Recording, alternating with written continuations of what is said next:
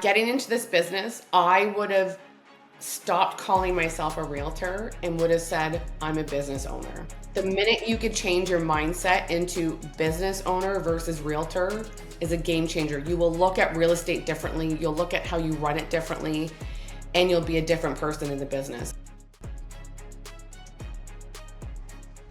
Welcome to the Mark Faris Experience, where we dive deep into the stories behind the success of business leaders and entrepreneurs. We have Candice Schott.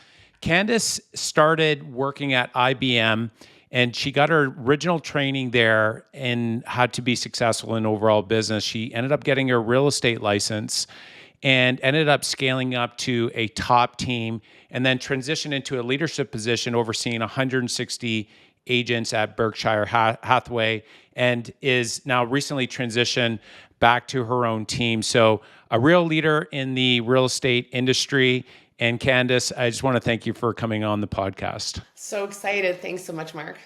So Candice, I'm really interested to hear the beginning story. So can we go back to the very beginning of Candice saying, you know what, I want to be successful in business. What was the first thing you did? And maybe you can take us through kind of that early struggle phase. So when I worked at IBM, I was back in my 20s, and, I really always wanted to work for myself, but IBM was such a great place to work that I thought, I'm going to be here for the rest of my life. And during that time, I actually owned my very first condo. I was 23 years old. And the realtor at the time, when I was going to sell it, I had bought pre-construction, went to sell it to make a little money. And he said, you should really be in real estate. You could be your own boss, and you could have a team, and you could work for yourself and build a whole business behind this. And I was like, no, I work at IBM.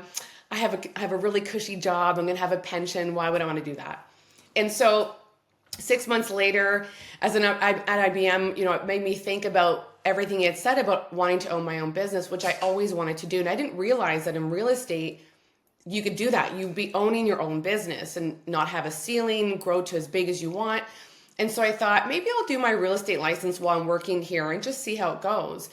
And, back then, our real estate industry is a little different in how the courses were. So it took me about 8 months to complete my license while working full-time at IBM. And once I had my license, I thought, you know what, I'm young enough to make a leap from what I'm doing now and try out real estate. And if worst case scenario, if it doesn't work, I could always go back, because I had such a great relationship with people I worked with at IBM. So I was in sales at IBM. I had won an award for something in software sales. And the next day I went into my boss's office and said, so I'm leaving, and but if it doesn't work out, I'd love to come back. And so he was surprised I did that right after I'd won an award. And so I gave them my, month's notice and got into real estate. So just before we move on to the real estate, because I want to hear about that, but just everybody hears how great IBM and their training is, and especially sales, and you won an award there. What is it about IBM's training? Like, what is it about them that makes them so well known in the marketplace? Is there anything that stands out to you? What was really great about working at IBM is that they want you to be well-versed. So they don't want you to stay in one job for your entire career.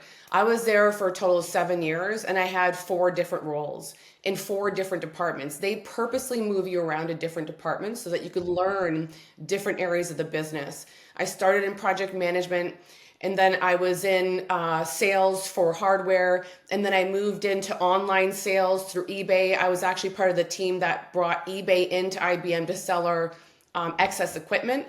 And then I moved into software sales. So all very different departments, but allowed you to learn the different facets of the business. And of course, every time you change roles, they had you in really extensive training programs.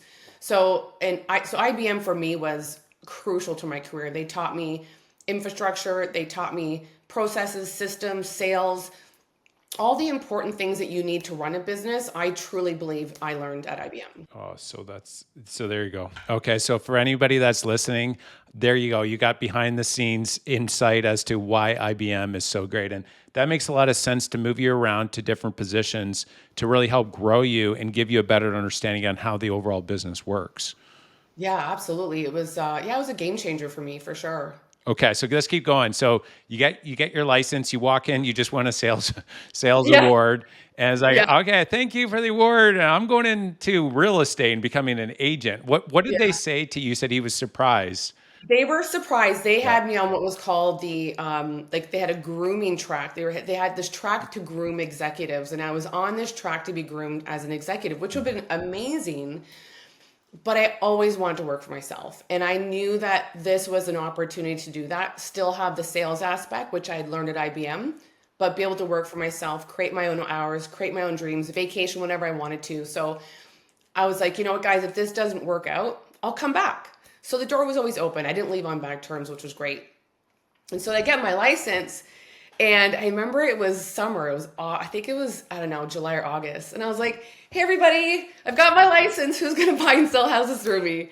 And it was like crickets. Your friends don't use you, your family don't you. They know you're brand new. And so I just thought people are going to knock on my door and go, hey, I heard you got a license. Let's go buy some real estate. That's certainly not how it happened. So I had saved money, of course, to get ready for not being paid on a regular basis. I had saved some money throughout that time to be ready to be in real estate and not make my first check for 6 months. But what I didn't realize is I didn't have all the skills I needed to actually start in real estate. Because most people, when they get their license back then, 20 years ago, the brokers were like, okay, good luck. We didn't have the extensive training that we have now. Like our training is so much different than it was 20 years ago. 20 years ago, you got your license and said, okay, good luck. So when I realized I had no guidance and I had absolutely no idea what I was doing, I went into the office and said, okay, who is your most successful realtor in this office? And they pointed to me to this guy's office. I'll never forget him. He's still a great friend. His name is Angelo Pucci. He's big in the Durham region, still is. Hey, Ange. And I went into his office and said, listen, I'm brand new. I hear you are the most successful person, this agent. I want you to teach me how to be you. And which company was this with? That was at Sutton Group. At Sutton, got it. So Yeah. Angelo hears that from somebody young. What he's not going to say no to you. What did he say? He was like, what do you want to know? I'm like, just Yeah. teach me to be you. And Yeah. he's like, well, like, what exactly does this entail? I'm like, let me just follow you around, teach me, mentor me, whatever you feel the need of the things that I need to know to be a success like you. I want to learn from you. Please, please help me. Yeah. He had no idea who I was. And so he agreed to it, which was great. We still once in a while reach out to each other, and I'm like, you are the man who started my career. Like, he was so good to me. And he and I quickly realized that at my young age, by this point, I had already bought and sold my condo. I now bought a house in Pickering. I was 26 years old, single. And he's like, what are you doing in Durham? Like, Durham's very family oriented. And he says, you are a single, business professional. You should be working downtown Toronto. And so he goes, as much as I want to have you here, in Pickering, you should really focus downtown. So he was the one who got me to change and move to downtown, which is when I then switched brokerages. I switched over to Keller Williams because they had extensive training and they were in the beach area at the time. So I was, in the east end of Toronto. He just felt it would be a better fit for me. So then I moved my career, moved my house. I rented out my house. I moved into the beach. And then I started my career in real estate in the East End. So this is great for any new agent. Like, it's very easy to be timid. And I remember when I first started, Candice, I would see the big dogs walking into the office, like the top producers, Yeah. the ones with their names on the plaques on the walls, right? The Chairman's Club and all these big names. And I'd see them come in. I'm like, hey, did you see he came in today? Did you see? Like they're He's like walking famous. in, you see him walk by, big eyes open. And what's really interesting is that these people put their pants on the same way anyone else. And Angelo, that was pretty cool. He was receptive, but what he probably saw in you is that there's this strong desire and it was very focused and it was definite. And I think that's where, if you're going and ask for advice or counsel or any sort of mentorship, I think coming in with that kind of like enthusiasm and energetic, like you did, Candice, like exactly how I could imagine how you would have approached him.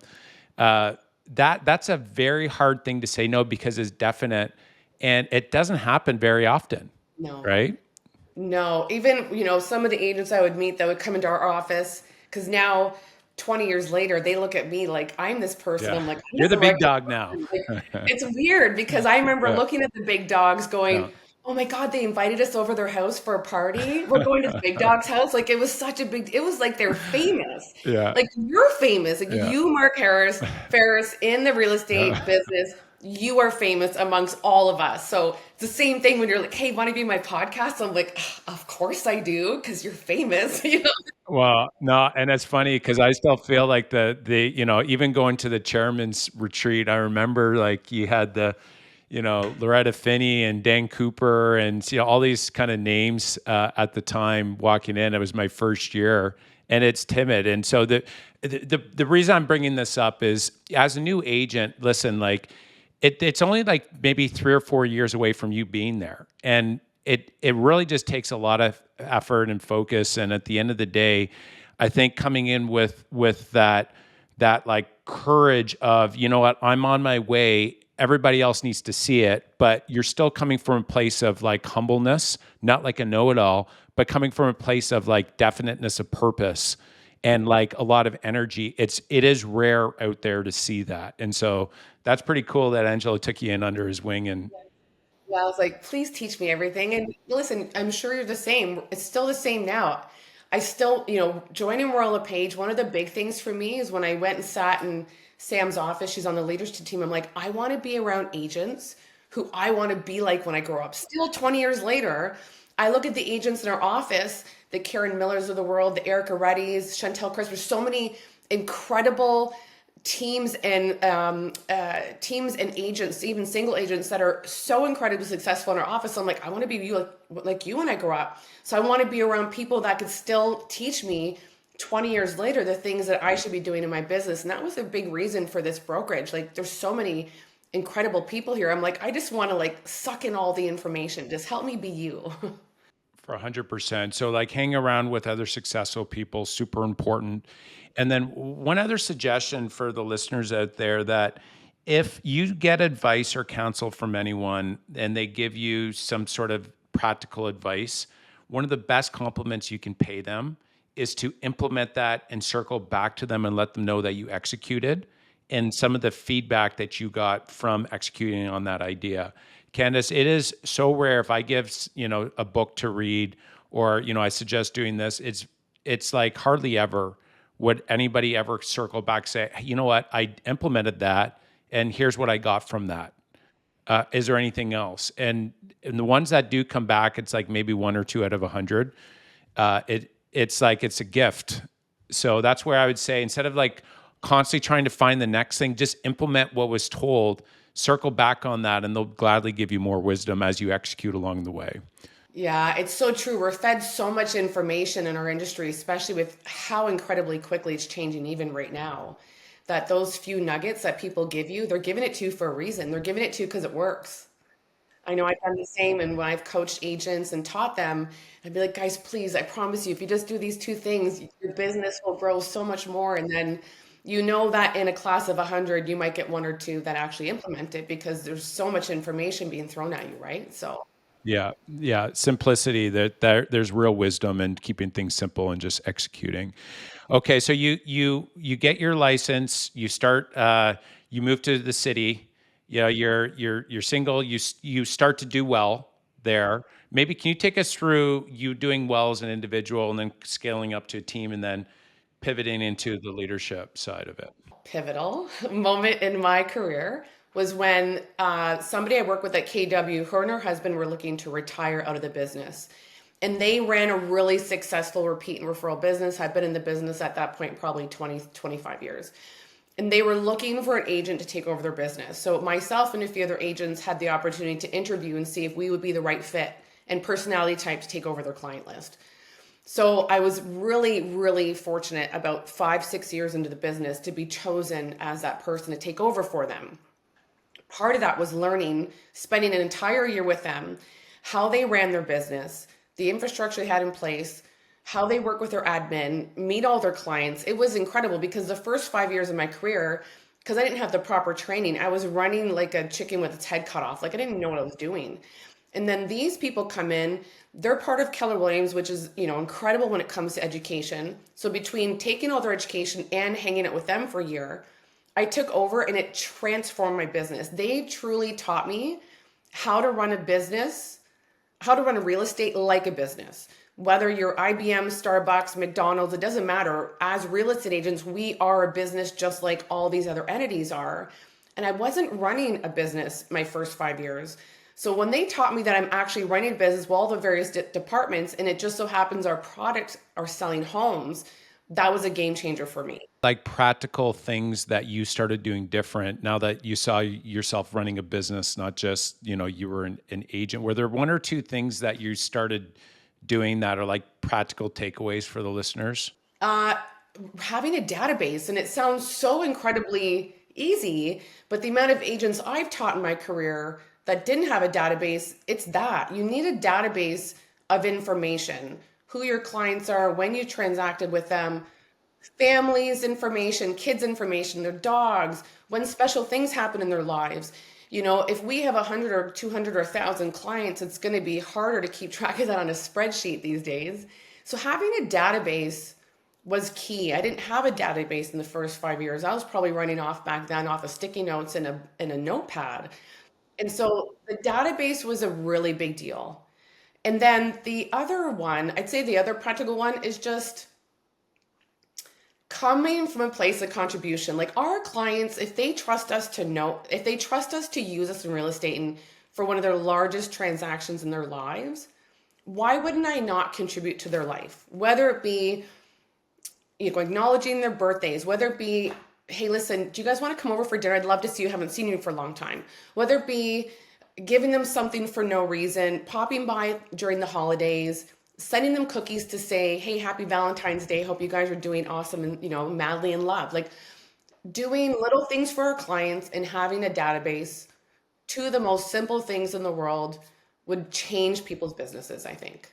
That's powerful. And that's one of your strengths that you have, Candice, is you're known out there for that. It's not transactional, it's relationship, right? That you're Yeah. really building in. And that's what, I talk quite a bit about this, that we're in two businesses. We're in the marketing business, but we're also in the relationship business primarily.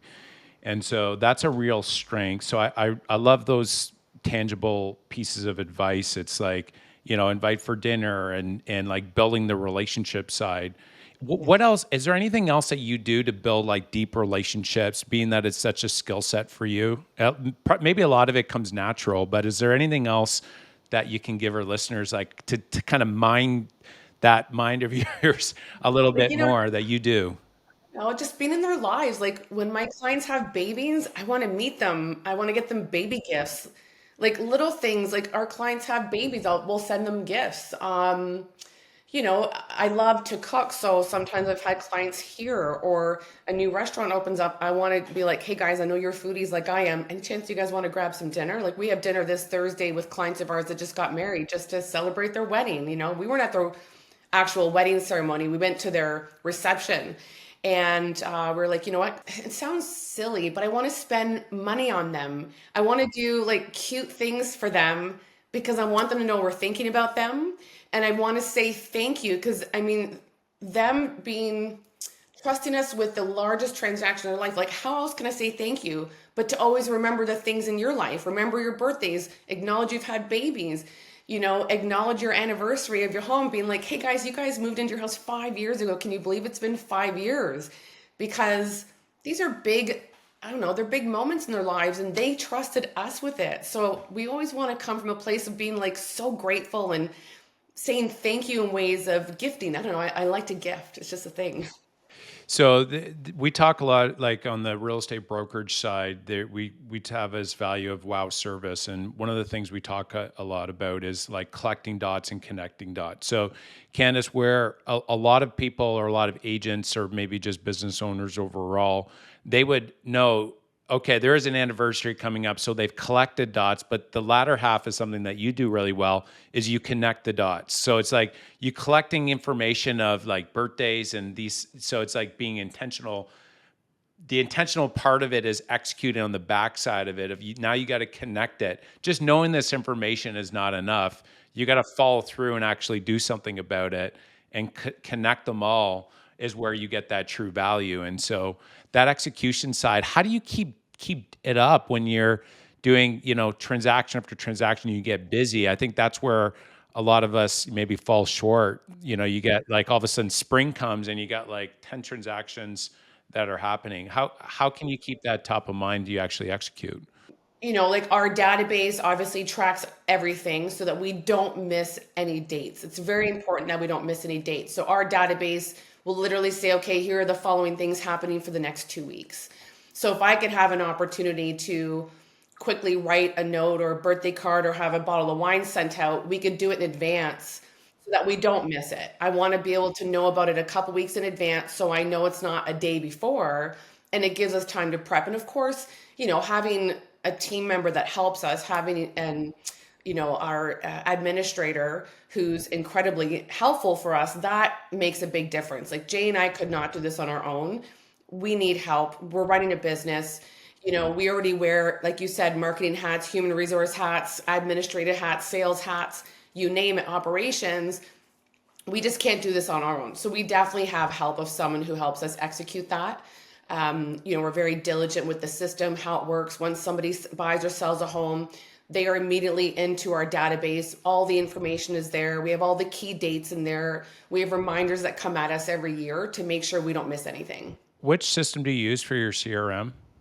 We use a system called RealVolve. RealVolve, yeah. Yeah. So that's really smart, and that's for all the listeners out there, is that it's one thing doing it one time, but if you can systemize those reminders, those birthdays, those anniversaries through your customer relationship management system, that is something that it will keep it going full time. If you can leverage further by having an administrative support staff doing that, that's going to liberate your life. So you're going to be getting all the praise and not have to, have your mind full of, oh, whose birthday is it today? It's done in the background, that's what gives you that long-term success, right? Yeah. And, we send for example, we send our clients bottles of wine for their birthday. And, we have a company that helps us do that because, again, we can't be the ones doing everything. So we know exactly when their birthday is. A week before, we'll let the wine company know, please send the bottle to this person, and it shows up at their house for us, just because, again, we need help, right? We can't do it all on our own.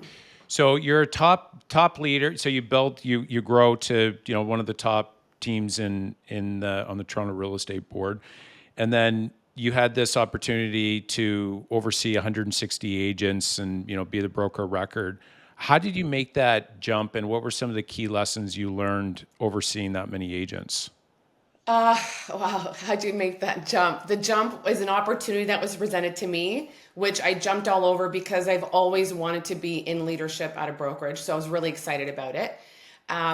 It was definitely being thrown into the fire because, of course, working as an agent and then going to be leadership at a brokerage, two very different roles. You need to learn broker record side, deals administration, staffing, the marketing department, the administration department. Like there's so many different things to learn, but I work a lot better with too much to do versus less to do, so that I thrive in the environment of having more responsibility, which was really exciting because I was still running my real estate business while I was doing that. So I was kind of thrown into it. And of course, you learn as you go. And of course, I'm reaching out to people I know. I know other owners of brokerages. So I had people to lean on if I had questions on what do I do here? How do you handle this situation? And over the years, you learn everything, right? As far as working with 160 agents, you are working with a variety of personalities. You're working with people at different levels in their business. So learning how their personalities work based on how they need to be coached is a really big deal.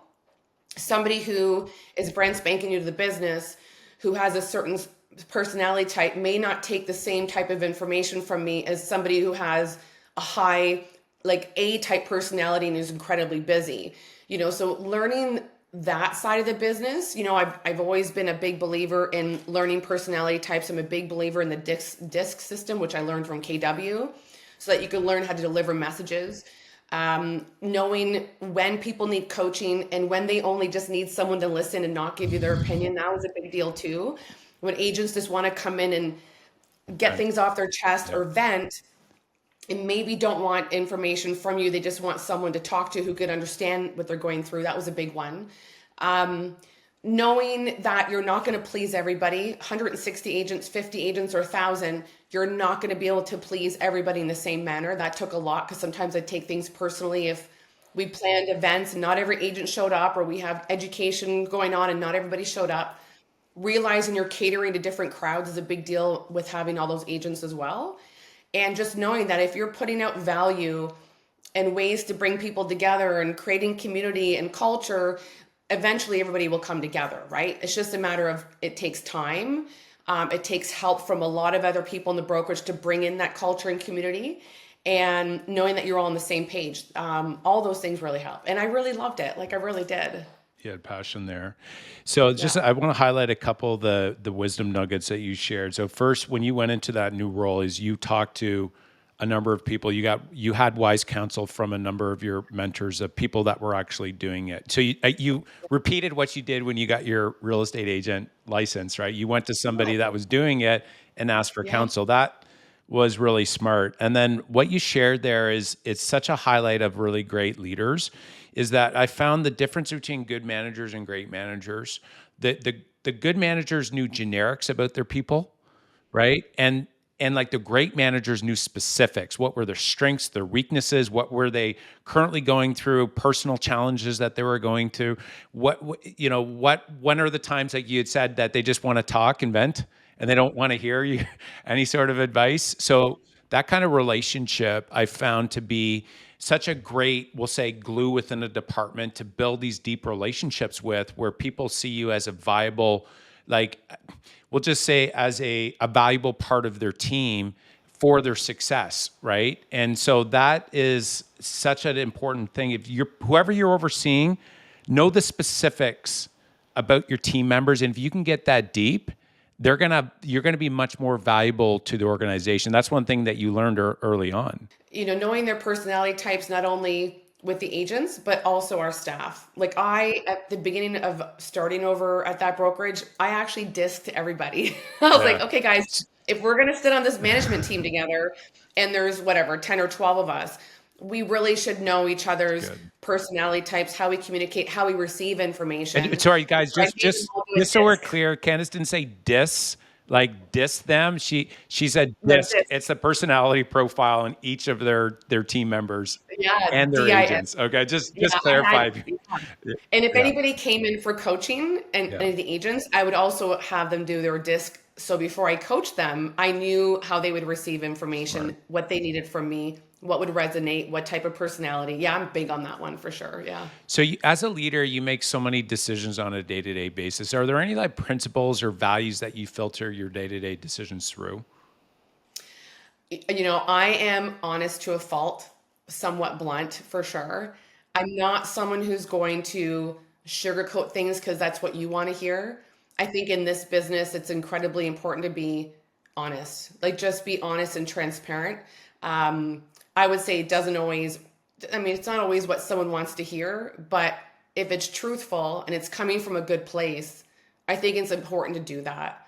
I think that this business is so hard and so many people aren't successful and can't get through the weeds and end up changing roles, that instead of just being that person that's going to sugarcoat it, I'd rather tell them the truth, coach them in a way that's going to have them learn all the ways to do something versus the way that's going to let them back out and be like, well, she just said it's going to be fine. I don't have to do anything. Here's the hard work you have to do to get there. I think it's incredibly important to just be in this business so transparent and so honest. It's just, I don't know, that's the big one for me for sure. It's actually a very rare skill set for leadership is the ability to have candor. And I Yeah. found that again, going to great managers to weak managers, the weak ones were the ones, they'll be fine, or explaining away versus the ability to have that tough conversation.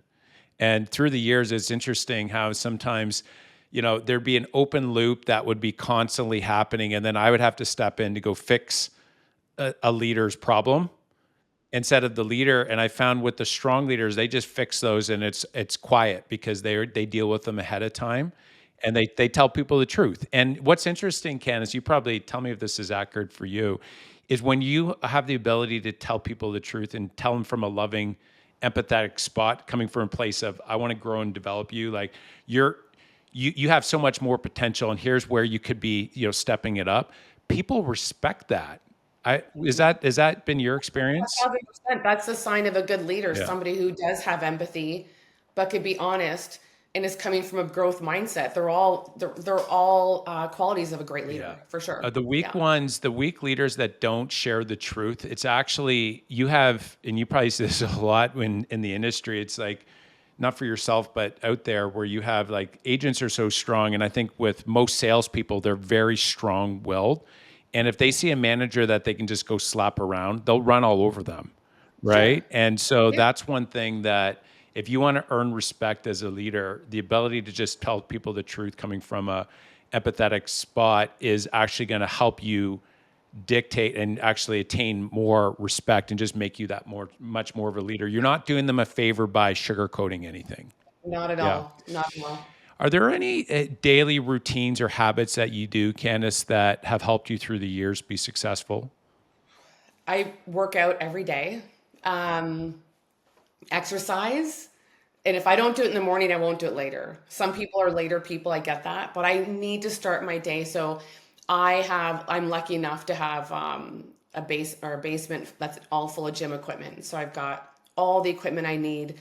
So I work out at least 6 times a week. Sometimes I'll come home if I've had a tough day and maybe squeeze in another workout. Because my actual goal, I'm 49. My goal is to be in the best shape of my life when I'm 50 next September, like six pack and stuff, you know? So, so yeah, so working out is a big one. Keeping everything consistent. So everything we do is very consistent in our business. Like I said, the database keeps consistency for us. So nothing, don't get me wrong, things are changing because we're implementing new and cool things that are happening in the industry, but everything is always consistent. Our clients are always getting certain communication. We're always doing certain social media. We're always sending out certain birthday gifts and anniversary. We're always doing 2 client events a year. We're always doing something that's the same from the year before, like all the time. Consistency for us is a big one.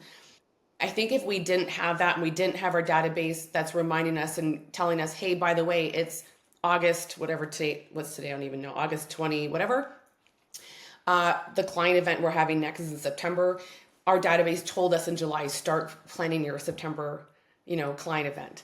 And the client event will always have calls, emails, and letters sent to everybody. Like everything's always the same. So because it's like that, when we do have admin staff and when they do leave us, because admin staff do grow and go on to their next roles, the next person stepping into that role will also have consistency in their life and see that we do the same things over and over to make sure that we're always keeping the success at the same level that we are and hopefully growing. Absolutely. You just nailed one of the big reasons why a lot of, agents, but businesses overall just don't scale because they don't implement that, the consistency in, primarily the database across most businesses. That's like the number one asset is your ability to, comb and make sure that your CRM, your database is robust and you're keeping track of these items and then staying on track with reminders. That's really smart. And then I love the exercising part of it. I mean, when you're operating at this level, it's like we're operating at the Olympic level of business.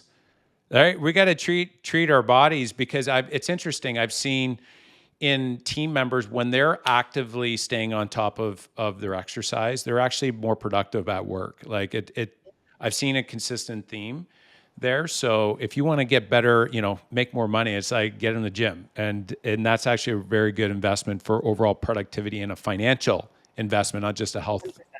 investment. What stresses you out? Like maybe not stress. What This contributes to market, to stress for you, and like how do you deal with it? I would say like the changes in the market and having to communicate with the outside world what we know as real estate agents, but what as the outside world thinks we're doing. So for example, you see on social media and Twitter where a lot of people think that real estate agents try and get people in the market at certain times because it benefits them. But when we're giving information out to the public, because we know we've been through this for 20 years, that we know there's specific times, like right now, being an incredible time to buy and get deals, because once these interest rates go up, September or go down in September and maybe again in October, and we see a flurry of buyers back on the market, we all know that's going to fuel the market to pay more money for these houses. So it stresses me out when I don't want to come across like the people that are being talked about on Twitter and Instagram just trying to get sales. I'm just trying to provide value knowing that I've been through down markets before and I know when it's a good time to buy or sell. So I'd say that's one thing that stresses me out is that we are not portrayed in the best of light when we actually are trying to, not we, I mean like as a general agents as a whole, when we actually are trying to help people. Sometimes people in social media and Twitter try and make us look like we're just money hungry and we're just trying to get people to do something, when we know it's the right time to do it. I'd say that one. I'd also say, when these pendulum in real estate swings, like we are now, the pendulum's finally after 2 years starting to swing back into a favorable market. We've all lived through probably the hardest year and a half of our real estate lives, 2 years. I've been through 3 down markets. I've never seen anything like this before. Is just trying to get people to trust that we know that changes are coming, that we know that this market's going to recover, that we are constantly being educated on a daily basis to know when this market will shift, to know when it's going to be a great time or not a great time. Just living through these shifts stress me out. I mean, they'll stress everybody out. We had a really good 10-year run, and people think that agents may not necessarily have to work really hard for what we do, but I think when they see us going through this side and still surviving the real estate market and knowing that we've got some really great times ahead and just trusting that we know what we're doing, we know this job, just wanting the public to trust us more and not think that we're sleazy salespeople, right? Like, that part, I find that part really hard. I find that hard going, wow, we work really hard and we educate ourselves and we're constantly changing and evolving. Just know that we have your best interests at heart. I just want people to know that we always have their best interests at heart. Well, and Candice, I think that anybody that knows you and your clients would not be in the camp of saying, you're just saying something just for the sake of it. It's interesting. I find that the most amount of noise comes from like 3% of the people out there, but it sounds like it's more than that. It does, yeah. And but it's tough for somebody, like requirement of wanting to be successful and like care. They put so much heart on the line. Is like when they hear that, it's like it's like such a sting.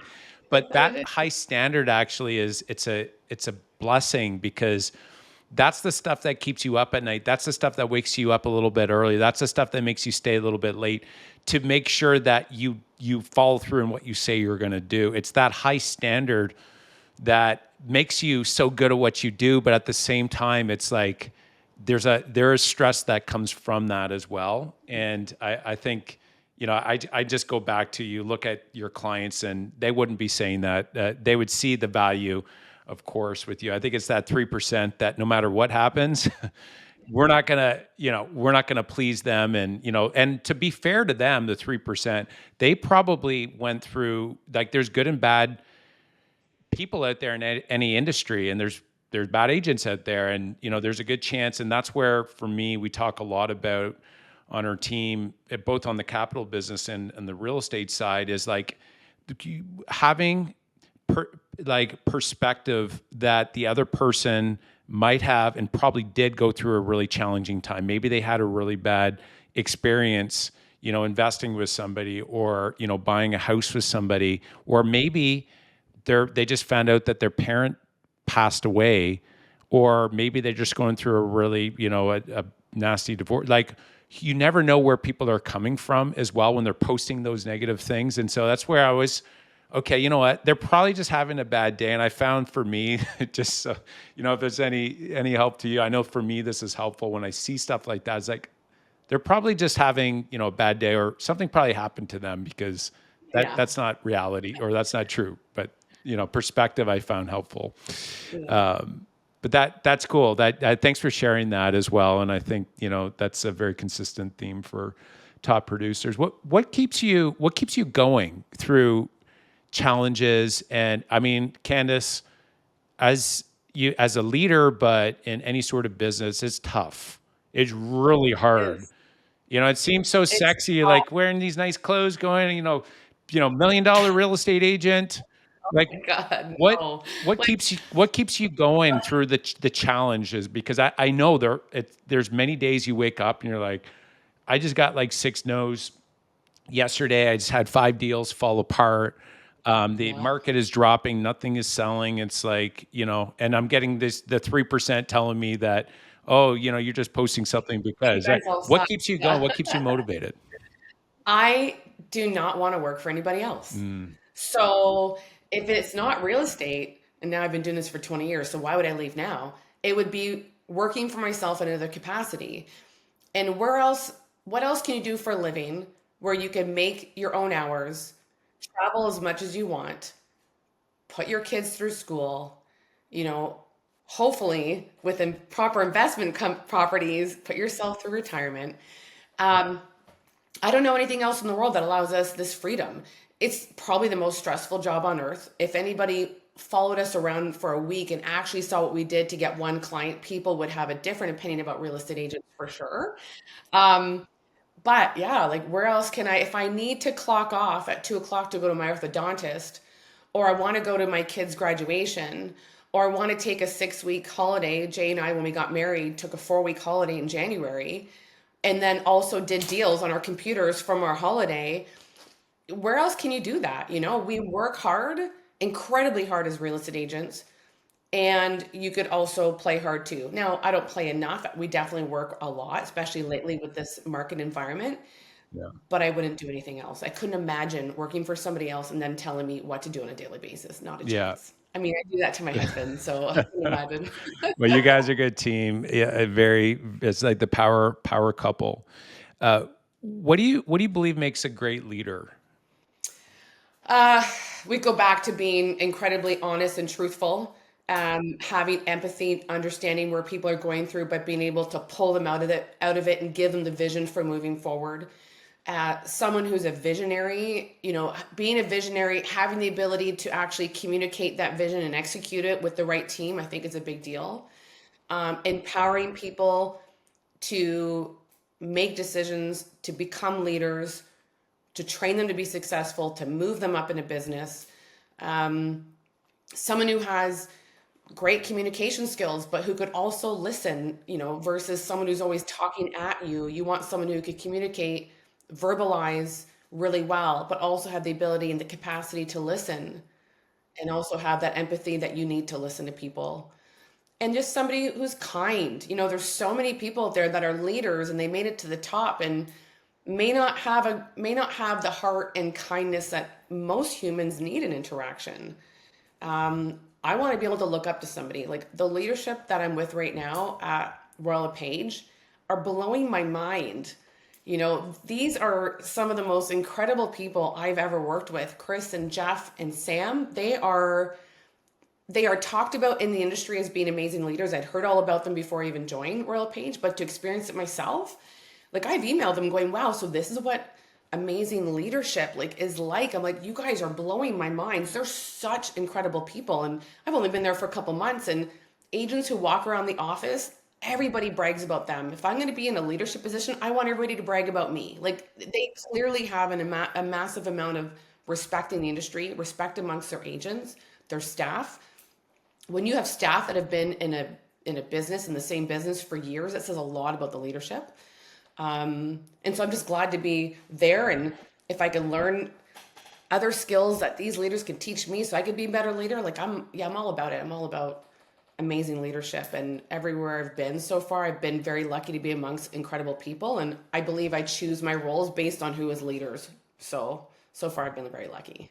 Very cool. There's so much there. You said helping people see a brighter future, empowering people, listening, not just talking, and being kind. That's something that's really interesting. I found that everybody that walks around has this invisible sign saying like, love me, appreciate me, care for me, don't ignore me. Candice, you ever been to a party and you have like a group of people and you try to you come in and you're kind of like, there's a little bit of a slot. And you try to kind of poke your head in, then somebody turns their back accidentally, but they still turn their back. Is that not You're- like, that's like the biggest diss ever. And it's interesting that being ignored from, say leaders even, that's like people take that to heart. But what happens when you go to a party and there's like a circle there and somebody sees you out of the corner of the eye and they look at you and they're like, hey guys, spread open. Let Candice come in. Hey Candice, how you doing? And it makes you feel welcome. Yeah. That person that did that, they just totally leveled up in your mind as somebody that's kind and open. And that to me as a leader is it actually aligns really well with that kindness. Like that's a practical example, and somebody's walking in, making them feel welcome is a very powerful leadership role that just not a lot of people do, right? Absolutely. So good. So the investing advice that you would have for anybody. So what, like overall, any just practical investing advice on how to Gosh. say retire, quicker. You've had a number of years of experience in starting. Yeah. What advice would you give? Just overall practical investing advice. You buy as young as you can. I bought my first condo at 23. I then bought a house at 26. Since then, I've done multiple transactions in my life because I've been able to work off the equity and buy bigger and better. When I first got in the industry, there was a lady who had been in the industry for years before me. She was 20, 30 years older than me. She goes, Candice, she goes, if I give you one piece of advice in real estate, own a home. She goes, you shouldn't, she goes, you could be in real estate, not own something because you're working up to owning it. She goes, but if you could own one home, she goes, then you could own multiple homes. And she's like, Candice, I'm now, 25 years in my career. She's like, I own 8 homes, and she owned them in one of the most prestigious areas in Toronto, which she didn't realize was going to be that. And she goes, if I could just tell people, start buying houses. She goes, the fact that you could buy something, pull out some equity and buy another place, and then pull out some equity and buy another place is something that we can't do everywhere because we have so much equity in Toronto. We grow here more than any other Canadian city outside of Vancouver. And so if any advice, just own real estate and then leverage that real estate to buy more real estate. We currently have 2 places. We've leveraged our second place to hopefully now buy into a third place. And, because it's free money, it's like, we've let it grow and we could pull out technically this money that allows us to buy a third property. Like, why wouldn't we do that? And as you can grow your properties and upsize, as we say, the normal cycle is what? Condo, townhouse, semi, detach, and downsize. There's so much money sitting in Toronto that I don't know, why wouldn't you do that? There's just so much money here. Yeah. Well, 90% of millionaires use real estate to become a millionaire, right? And that's one thing that I talk a lot about is whether you're a real estate agent or an entrepreneur and you're making an income, business can make you a lot of money, but where you can really grow your wealth is if you can redeploy that into real estate at some capacity. As long as you're investing in real estate along the way, it's one of the most consistent high performers out there with the least amount of downside. You just want to make sure not to obviously over leverage, but at the same time, if you're buying and you're buying even cash flowing properties, it's one of the best. So you've obviously done that, Candice, and I've heard that all through the years. Generally, as a real estate agent, I say, what's your biggest regret? They're like, I wish I would have bought more real estate. Even the ones that bought multiple homes, Candice, they're like, I wish I would have bought, going back Sure. now, it's never enough, It's never right? enough. When Yeah. we bought a property in Niagara Falls, I don't know, 6, 7 years ago for like 250 grand. And Jay and I were like, God, if we'd only bought like Yeah. 3 or 4 of them at 3 or that 4 of time, them. right? Yeah. We just Yeah. at the time, it just may not be feasible, right? So what are you excited about right now? Oh, I'm excited about this turn in the market. We all know it's here, it's coming. The buzz is happening with, the interest rate decreases. Listen, I have a variable mortgage, so I'm really excited that Bank of Canada is coming back down because I've suffered like many people through variable mortgages. It's fun to have the excitement back. The buzz in the office, the agents are feeling better, buyers are feeling better, sellers are feeling, more confident about coming out to the market in the fall. I think that as we see some more changes in the interest rates between September and December, which we all know are coming, it's going to breathe life back in the market. It's not that there's no market right now. There's always a market to buy or sell real estate. We're just going to be back in a place where people feel more comfortable, feel more confident about being in the market, not only from the buyers and sellers perspective, but we're going to see that from the agents perspective too, which is really important because the agents need to feel good about it as well. Yeah, absolutely. Yeah, and I'm on the same page there. I'm seeing those same trends on that end as well. You ready for the rapid fire part of the talk? Okay, sure. All right. So, which book has had the biggest impact in your career or wealth building capacity? Oh my gosh. Oh, you know what? I hate that I can't remember the name of this title. I went to Strategic Coach, that coaching program. And Dan Sullivan. Yeah. Dan Sullivan, and he writes his book about visionaries and executioners. And oh my God, the name will There's come to me. the who not how. Is it who not how? And it talks about you need two people in a team in a world to be successful. Somebody who's a visionary and executioner, because you can't be both. Like it's almost impossible to be both. And that changed everything for me because I could see like my husband and I worked that way. I worked that way when I was in leadership at the brokerage. And then I could also do that with clients too. So the visionary executionary one was a really big one. And then I'd say the next one is give and take. Give and take. I really like that one. It talks about reciprocity and the types of personalities out there and who people are, if you're givers or takers, or if you're someone who likes to do matchmaking and bring people together. It talks about that because that's big in real estate, right? You have both sides of it. So give and take was a really big one as well. And I really like, I even have it here, Atomic Habits, as I'm sitting here at my desk. Atomic Habits. I read that in like a day. I was like, this is so good. Atomic Habits, one of my favorites. I don't know, I could probably, Well, yeah, one keep more going. just because, Yeah. even though it's not really business, have you ever read Green Lights by Matthew McConaughey?